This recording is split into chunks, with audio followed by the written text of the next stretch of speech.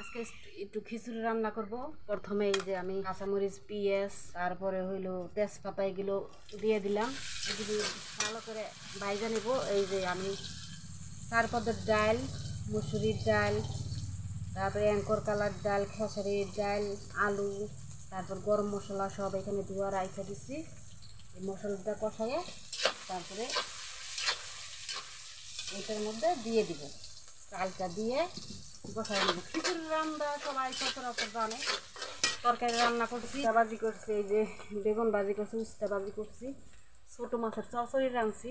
আজকে অন্য কিছু রান্না বাড়া দেখাইলে আমি একটু খিচুড়ি খাইতে ইচ্ছে করতেছে, তাই খিচুড়ি রান্না।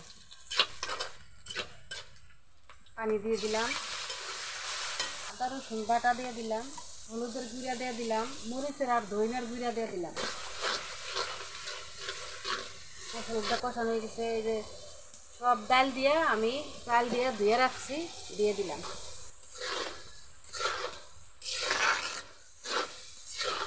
ভালো করে কষাই নিচ্ছি। এখানে মাসকালের ডাল রাঁধছিলাম আর গরুর গোশ রান্না করছিলাম। এই যে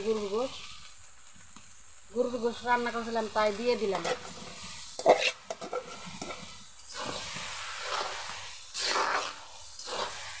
গরুর গোশ আর মাসকালের ডাল সব দিয়ে দিলাম, দিয়ে ভালো করে কষাই নিলাম। এখন এই যে পানি দিয়ে দিতেছি।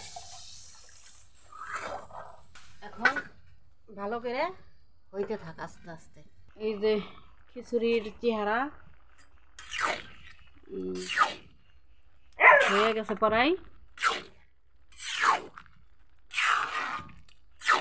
এই যে খিচুড়ি রান্না হয়ে গেছে।